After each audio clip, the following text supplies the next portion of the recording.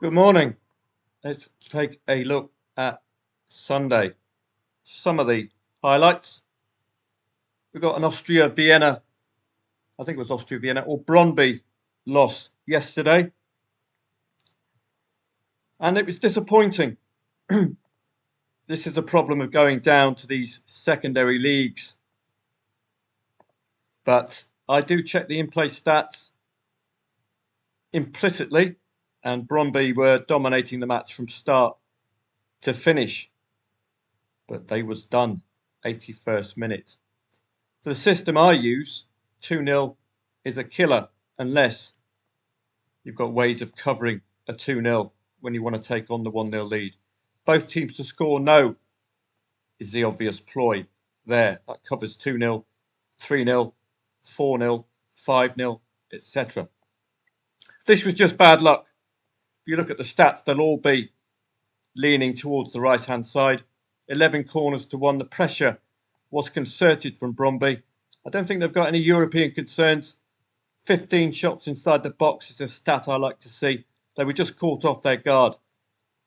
To be quite frank, the second goal, the only shot on target from the hour mark in the second half for the home side. So we're going to get hits like this now and again.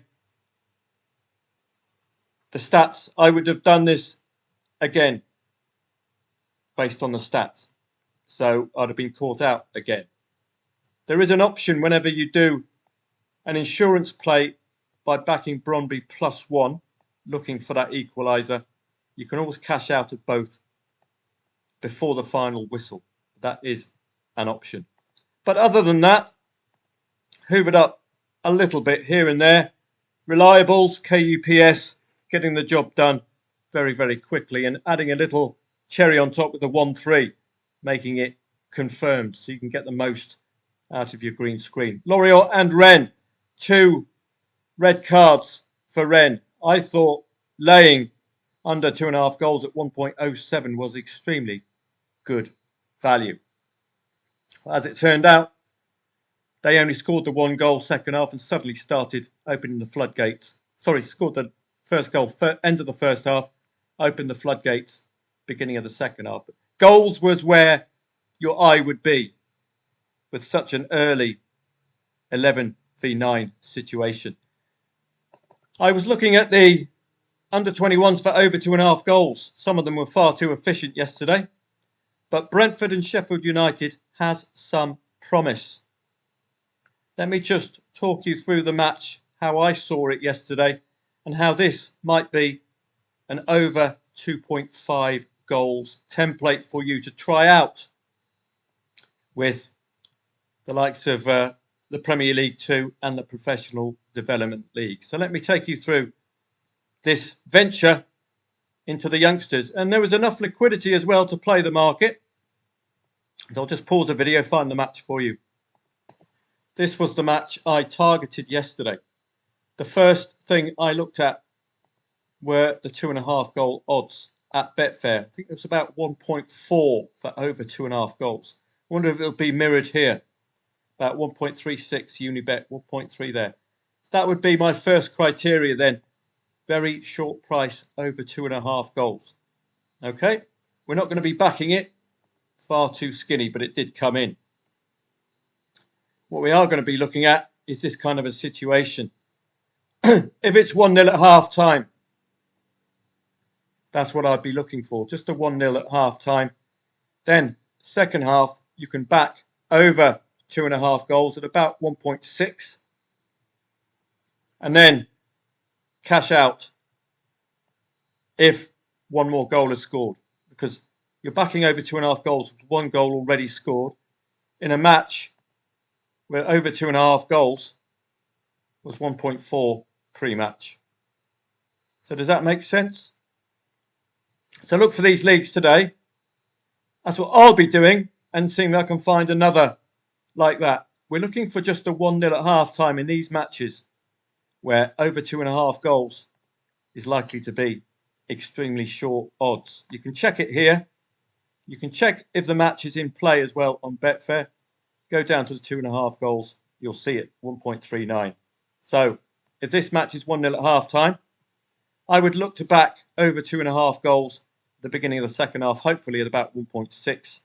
Look for a single goal to be scored between then and about the 70th minute, and then cash out.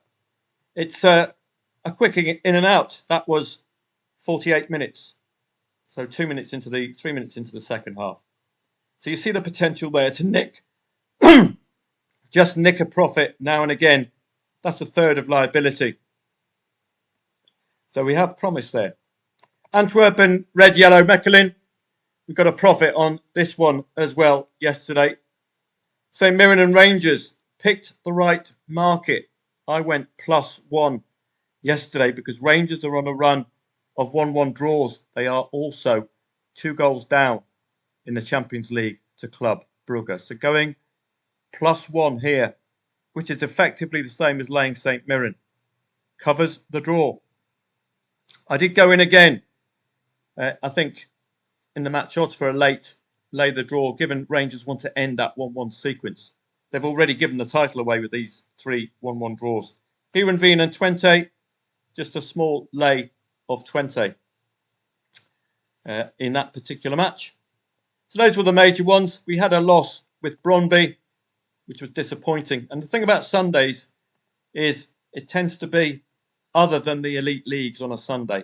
So that makes life a little bit more difficult, having to, again, readjust and start trusting some wobbly sides. So those were the main features yesterday. I'm sure there were some other trades throughout the day. Midtjylland, for example, would have been one, but again, pre and post Europe. The Premier League was very difficult yesterday indeed. Did lay Everton very, very late on. Fulham and Man U, that's 2 consecutive 1-1s for Fulham. Crystal Palace and Forest, very difficult to score against Forest, isn't it? That's how it's turning out to be. So that could have been an angle in to take on a Crystal Palace lead. And the under-21s, just to bring home the point, Premier League 2, 5 goals. That was the match we played. Eventually ended over 2.5 goals. And that was a 6-goal haul as well. Those were about 1.4 for over 2.5 goals. So you can see, maybe to create value, you back over 3.5 goals when over 2.5 goals is at 1.4. That might be an angle in as well. French Ligue 1, I don't think there was much to talk about yesterday, as they're still finding their feet. It's very difficult to read these matches. Mainz and Köln did get a very late goal, laid the draw in that one. Mönchengladbach and Hamburg, the only match without a goal in the Bundesliga. And Mönchengladbach were very good. But this is newly promoted Hamburg. You see the problem we've had this weekend with newly promoted and newly managed teams. Very hard to read. So we're going down to today, talking of very hard to read. Newcastle without Alexander Isak. That's going to be blunting, because this would ordinarily be a tighter match and you'd need a star striker to make the difference. That's the story of today's match. Liverpool, both teams have been scoring. They do tend to score in the first half as well, away from home. But Newcastle are an unknown quantity. Liverpool, against 2 Premier League sides already this season, have conceded at least 2 goals. Are they going to give Newcastle an avenue in? But you've seen the Premier League, very, very tough to read early season. So just because it's on the telly doesn't mean you have to play it. But if I was to play, I'd be looking at Liverpool's worrying defence and their ability to score 2 goals as well. Premier League 2 and Professional Development League, I'll be looking at trying my strategy out in these matches today if they meet the criteria. Very short, over 2.5 goals, and only a single goal at half-time. That way we're not looking for 3 goals in an over 2.5 goal trade, are we? We're just looking for the 2. 1.7 favourites, SJK against Haka and Gunistan and Oulu. I think Gunistan and Oulu. We can do a quick bit of research for Finland for you. The Veikkausliiga. Just because our elite leagues don't have any form, you might want to default to one of these matches today. You have to go through all these hoops. So we'll just do one of these for you. Haka and SJK. I would suggest SJK are near the top of the league, and you can see that green already suggesting that they are there or thereabouts for the title or for European places. So let's have a quick look. Recent form is key, and you'll see stark contrast since May. Absolutely stark contrast. And this will sum it up for you. No draw in 10 at home. Scored in the last 7 away matches and the last 10 overall. Scored 2+ goals in each of the last 2 away matches, SJK. Conceded in the last 12, the home side. So you're looking already for the home side to concede today. And you're looking at 10th against 5th. And the record for SJK against 7th and lower is impeccable. So you would again be expecting at least 2 goals from SJK today. It was 2-2 last head-to-head. Hacker themselves, apart from that 2-2 against SJK, well, at home, they tend to lose against the top 4, but then do start beating 6th and 7th. But this form looks embedded, doesn't it? It looks consistent and it's unbeaten. So I'll be looking at that, potentially SJK's form, to see them on top here. So this is the quickest way to research the challenge table, really. And you've got a second half goal bias as well, particularly the last half hour if SJK need goals. So that's a quick way to do the research for that one. And it aligns really with the market, doesn't it? French League Dirt, all depends if it's a newly promoted side, a newly relegated side. Greek Super League, we had the big boys out over the weekend. Nothing much to report today. Udinese and Verona, well, it's very tight head-to-heads, 0-0 and 1-0. Very difficult to unpack these two. Awful pair last season. Let's have a look at the lack of form. 8 draws last season for Udinese. Stark contrast to the season before. Only 12 wins. So difficult. 7 draws only for Verona. Is that something to pin our hopes on? 0-0 and 0-1 in the head-to-heads. And this is the opening match, so I've got nothing to work off. Inter Milan, new manager, Chivu. So that's already throwing a spanner in the form lines. Form lines are good, though, in head-to-heads for Inter Milan, tending to score 2+ goals against Torino on a regular basis. But it's all about Chivu. Is he going to click with Inter Milan? Serie B, Sampdoria still struggling. Eredivisie expecting goals today, so I could try my strategy out on the Eredivisie. Salzburg and Kristiansund. We can have a quick look at this one in the research. Salzburg and Kristiansund, because we're lacking form with our elites. And you can see how tough they took call today. That's a Udinese Torino match. Very tough to unpack. Back 0-0 pre-match, perhaps. So let's have a look at Salzburg and Kristiansund. Well, they're both at the wrong end of the table, aren't they? Already in the elite Serie. And this is a problem we have with this website. It's I don't want to be flashed a load of ads every time I use it. So we've got to go through the ringer like this. So Salzburg and Kristiansund, we'll get there eventually. Before the dawning of the next century. There we go. So already, if you want a quick look, you'll get a précis of this underneath. So both teams have scored in the last 4 home matches for the home side. No goal scored in the last 2 away for the away side. No win in 6. No win in 6 for both of these two. So they're not coming into this with any momentum. So that you're already on the back foot. Can you trust these two? And looking at the league position, Salzburg, well, they do tend to score 2+ goals against the bottom 2, but they had a 0-0 with Kristiansund last head-to-head. Kristiansund are one of those difficult sides to unpack. They can beat 4th and then draw with 5th. They can beat 8th, lose to 12th. They can beat 15th and then draw with 16th. So you don't know which Kristiansund turns up. Salzburg at home, where their home form is absolutely woeful, but they do start scoring goals against teams below them in the league. Both teams to score habit against 13th and lower suggests if Kristiansund score first, they might be liable unless this Kristiansund turns up.